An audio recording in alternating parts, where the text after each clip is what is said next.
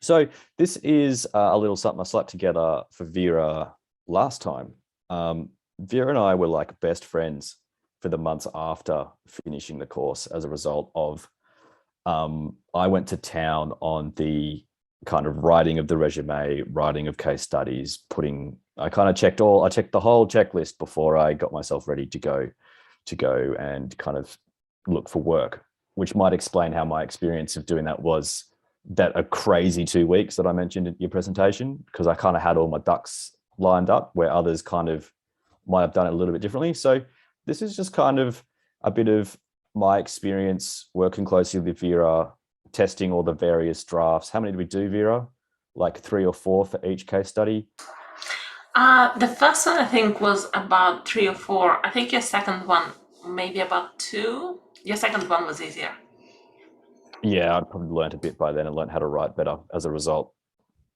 So this is kind of just a bit of how to write a UX case study with an asterisk, because it's mostly just kind of my experience, but it tended to go pretty well, and well, Vera liked it. So I'll take it. So how to write a case study, a UX adventure. Here we go. So first of all, you need to understand, like, what's the purpose? There's a game that you play when you're looking for a new job, and it's pretty much the same for everybody. The only difference with designers or UX design is that you have your portfolio component added to the end of it. But primarily the purpose of your case study is to get you an interview.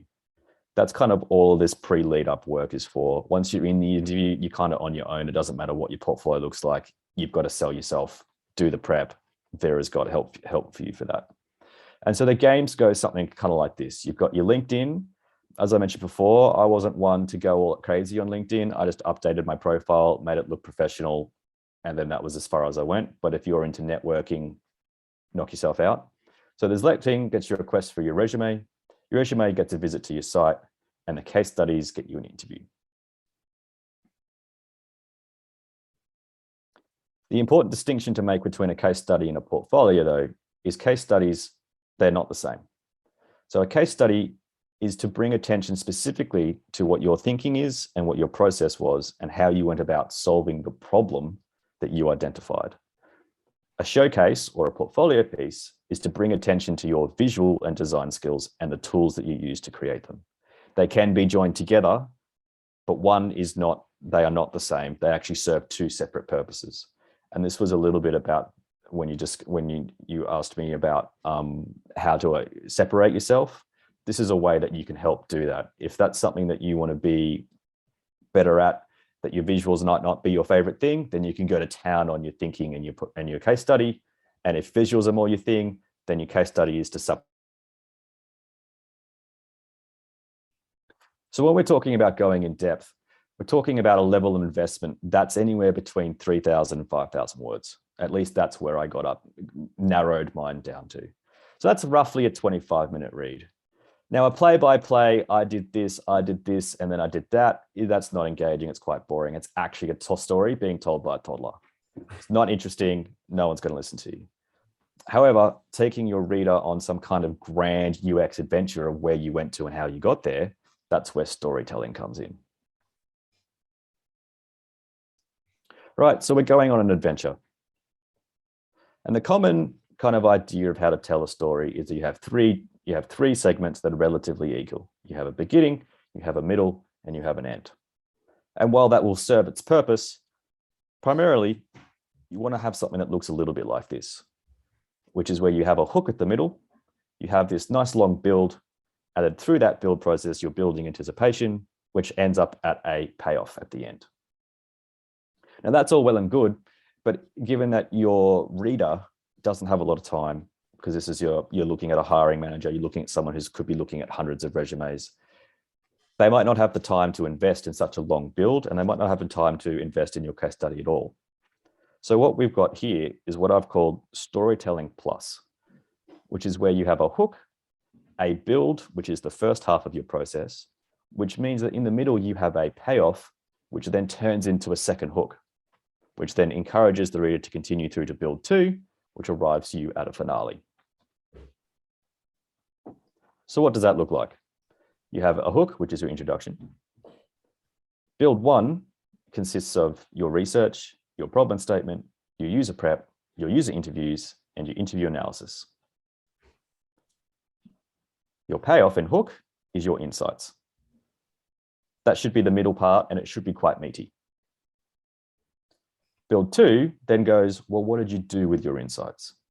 So that's your persona, your solution generation, MVP, flows, wireframes, your user testing, your design refinement as a result. That might be a loop between test design, test design, test design, if you choose to do that. And then, of course, we have the result. What did you achieve? So in terms of writing content for each of those sections, stop me at any point if you have questions. Writing content at any of these points, what does that look like? So the hook is clearly getting people invested to start with. Right? That's the intro. It's a paragraph telling someone what it is and why they should care. It should outline the context of the project, what you hope to achieve, and a summary of what happened. Typically, you would write this last. Once you know what your story is, you can then summarize it to give someone the overall feeling. And also it serves as a point of, do I actually want to scroll down your site now to see if I want to read it any further? So build 1, this is setting the stage. And this was some of the feedback I think I gave on your presentations as well, is thinking about this overall story that you're telling. So your research, what was your research topic and why is it important?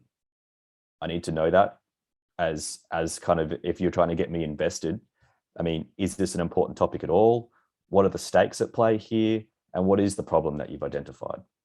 So through the work with Vera, I know you've done a problem statement. So there's a summary of your research outlining what you've set out to achieve. And this is where you get bonus points, and part of the storytelling is if having something inside that problem statement that you can refer to later at the end to test like your hypothesis that you might have had. So there's always the how might we section. If that, depending how you phrase that, feel free to go back and rephrase it. You might be able to plant an idea of like, hey, I think I've got a rough idea what's going to happen here. And then go through your whole process and realize, actually, I was so wrong because of these reasons, and here's how we went. Or I was kind of on the right track, but I learned X.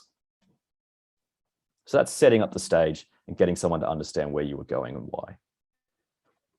The next stage is your user interviews. So these are kind of separated into your 3 sections. You've got prep, the actual interviews themselves, and the interview analysis. So it's always good in your interview prep to outline, what was the point? What are the goals that you would do? What was your goal when you were trying to do these interviews? What were you trying to find out? And why were you trying to find that out? And did you find that out? So if you've got some goals, now you can talk about, well, here's what I wanted to achieve. And here are the questions I asked. And this is why I chose those questions. These are kind of things that people they might not want to know at an initial stage, but all part of this case study is also giving you ammunition to start talking about things that you did in an interview when you get asked. And this is kind of stuff that when you're on the job, someone would like to go, can you go and do a user guide or a discussion guide for interview? You can go, well, great. What about goals? Here's a series of questions, and you can start to justify yourself. You're kind of getting that practice now about the questions you've asked and why they were high value. So then your interviews, how did they go? And, what did you learn? Not so much what did you learn as a result, but what did you learn as an interviewer and how did you change? Because very rarely the discussion guide is perfect on the first time. Yes, you've probably done a dry run, but as you're discussing with people, you probably realize, oh, actually, I'm not giving enough context. Or actually, this phrase of a sentence didn't work out too well. So on the second person, we changed it and it did this. So, and if you had an interview that was an absolute disaster, why? Why was it a disaster? Were you asking too many closed questions? Were you accidentally leading people into a result and you didn't realize it at the time? So if you did realize those things, how did this affect your results? And what did you do to change? And then again, we've got your analysis. So there's the affinity map for the 5 or 7 people that you did. How did you organize it? Why did you organize it? How did it go the way? How did your map evolve over time? Did you do 1 pass and get your answers? Did you end up doing 2 or 3? And did it evolve and you started to separate stuff out to try and find the patterns of the things that happened? So what changed? And how and why did those things help you? These are kind of like questions to try and get you, everyone's going to have a different answer, right?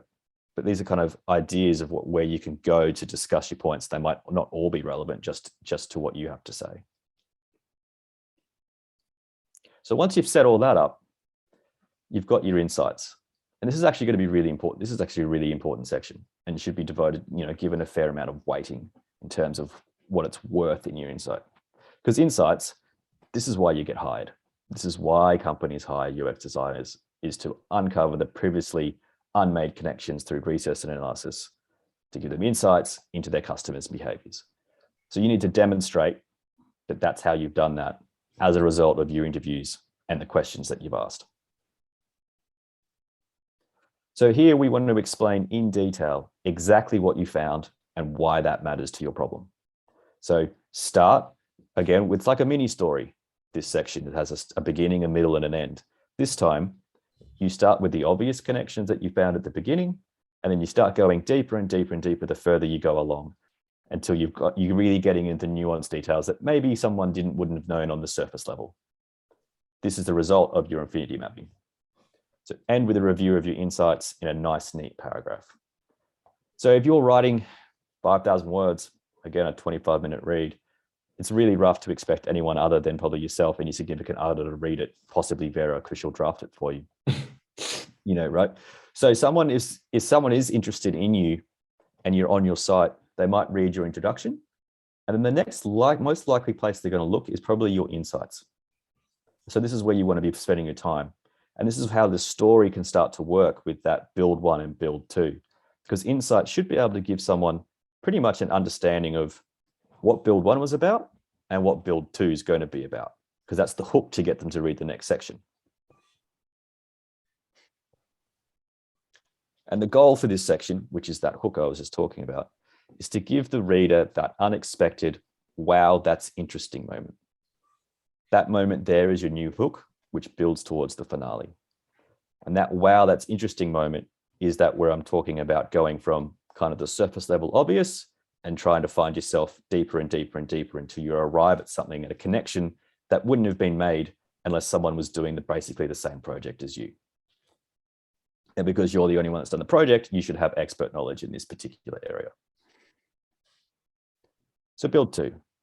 So now that you've left someone going, wow, that's interesting. What did they do with this information? You can start to talk about, well, what does build 2 focus on? And also, what did you do with your insights and the process that you went through now to create that solution? So depending on what your individual process was like and what you achieved and what exercises you did, it's going to be a bit different. So if you're working in a team or if you're working solo, you've got what exercises did you do to come up with your solution generation? If you were doing it as a team or as an individual, what happened? What was proposed? What made it? What didn't? And why? Why is going to be a theme here. Everything should end with a why. What roadblocks did you face and were there issues? And what did you do to overcome them? Similar, you've got a prototype persona. So why did you create one? What value did it bring? You don't always need to have one of those. So there's the specifics of what you needed and why you needed to do it. And how did you decide on what went in each quadrant? And then depending what you did, you've got MVP, user flows, wireframing. Similar series of questions here of what did you do? How did you do it? What decisions were made and why they were made and what was the result? User testing. So this is now testing what your result was. You've told them, so you've told them what you've told them what the problem is, you've told them the research, you've told them now the process that you went through to get in those insights. You've told them what your insights are, you've told them what the idea is, and you've told them how you've created the idea. User testing is now trying to tell somebody, did it work? And this is an honest review of yourself. So what was the goal of the test? What were you testing specifically? Very similar to what you were testing in the user interviews. List those questions that you asked and why that you might have chosen to use them. What happened when you tested out the prototype for the first time? Did you have to make adjustments? What needed adjustments and why? Again, very rarely a prototype just goes off without a hitch. Usually there's something, at least within the first interview or two, that needs changing. And then you've got the user tests themselves. So how did it go? What were your reflections on them? What surprised you? If they didn't go well, what happened and why? And then you need to also go, well, if it didn't work, what were the changes and refinements that you made as a result? Again, very rarely your first design is going to be absolutely flawless. There's usually something in there that someone goes, I didn't understand this word, or you found them clicking in a place that you didn't really expect them. So it's always good to reflect on that and then show that you've seen what happened, and then this is the thing that I've done to change that. And eventually, through that process, you'll lead someone to the finale. And ironically, this shouldn't be a big reveal. If you've had someone for 20 minutes at this point, you should be leading them basically down the garden path, holding their hand, so that the finale is the same logical conclusion that you arrived at.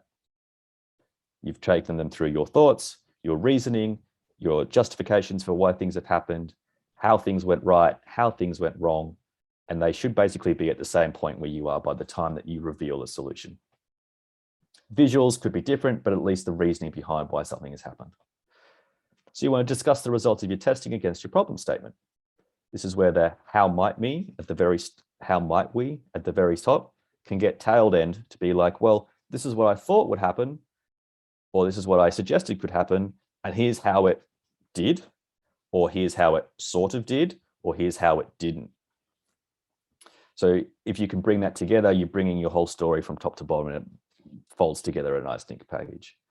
So did you notice a theme in the results, or hints at something else that might be looking interesting that you might need to show some kind of attention to? But most importantly, the finale section, and you'll probably notice this as well amongst yourselves if you start looking at, case study example on the internet. The finale should be short, sweet, and most importantly, it needs to be satisfying. If I've come this far with you and I'm not satisfied, that the project's not finished and you have more work to do.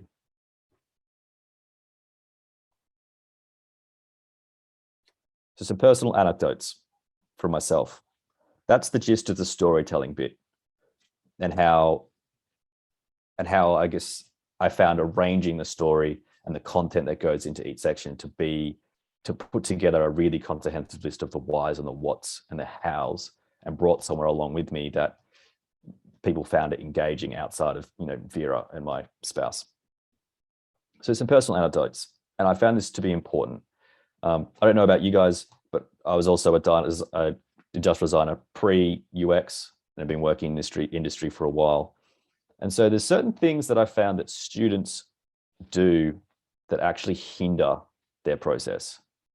And so despite what is commonly suggested, do not end your case study with a what I learned or next steps. For two reasons. What I learned, you should have covered that along the way with your case study.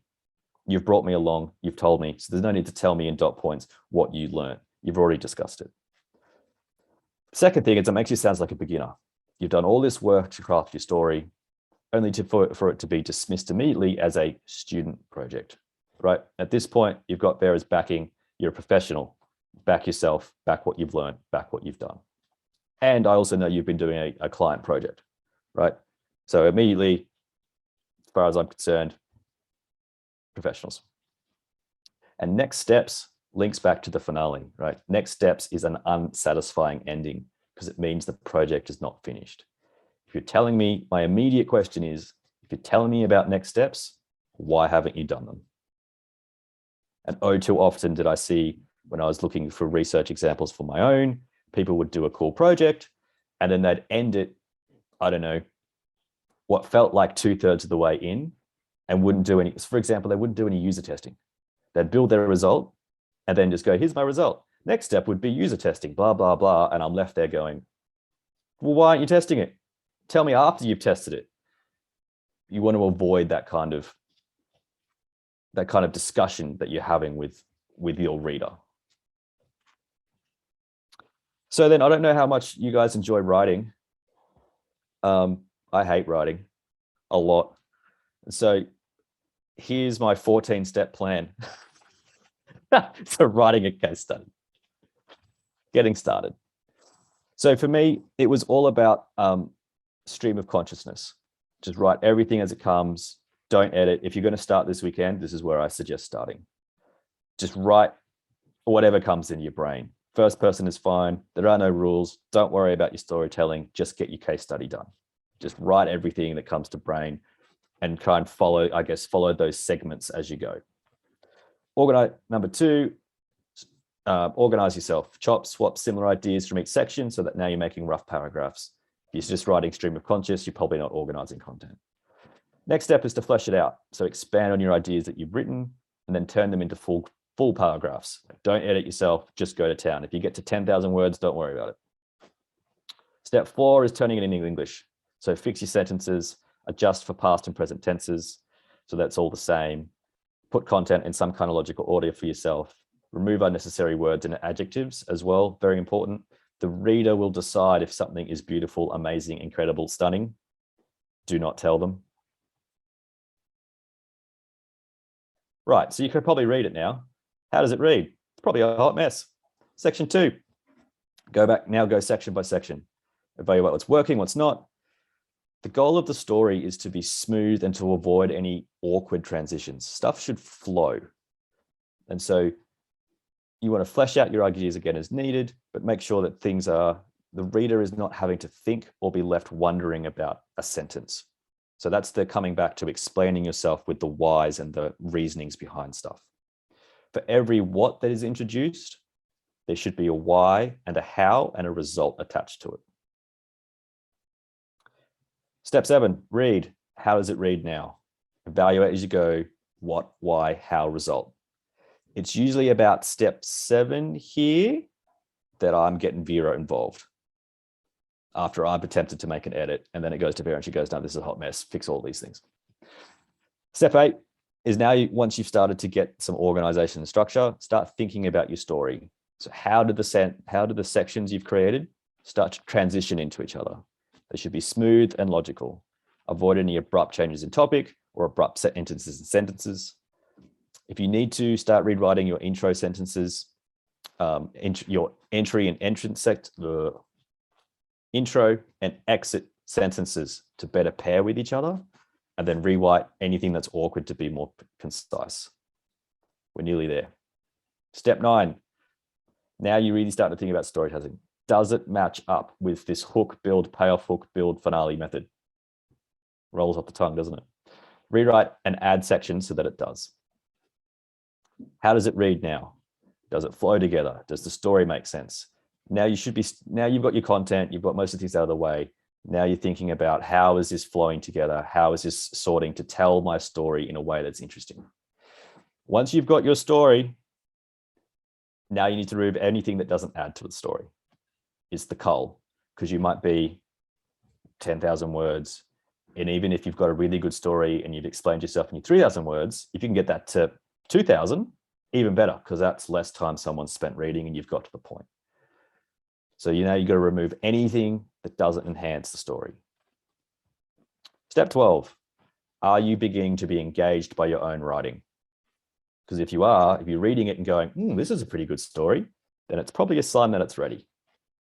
Last step, spell check, correct any last lingering past and present tenses. And then you're wrapping up. So now that you've got your story, you're happy with the content, you know where it's going, you're leading someone along, you're holding their hand. And now that you've got that, you can start to write your intro. The intro should probably be last, because that's going to be the executive summary of about a paragraph. Heck, it could be a paragraph, it could be 3 or 4 sentences. That's going to give an accurate summary of what's happened.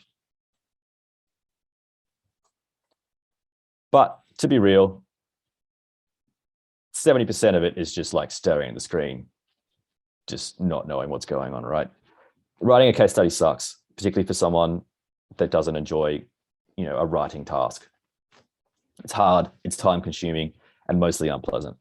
The upside is that by doing it right the first time means you won't have to come back and revisit it again. By doing it well, by doing it right, by investing the time, it means that your case study will follow you through your career. Because at the end of the day, UX design is just a series of repeatable steps that form a process. And you are telling someone what your process was, the reasons why it happened, the results that happened along with it, and then how you adapted to whatever you was sent your way. The end. That's my story.